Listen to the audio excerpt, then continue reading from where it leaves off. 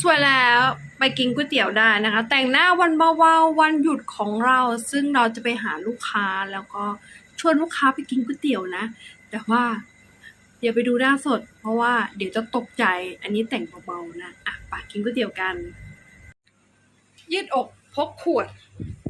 เพราะเราพกอย่างนี้มา13 ปีนะคะเราถึงได้ชะลอความเสื่อมอย่างนี้นะคะอย่าลืมนะลดโรคร้อนแล้วก็ดูแลสุขภาพด้วยกันยืดอกพกขวดนะคะไป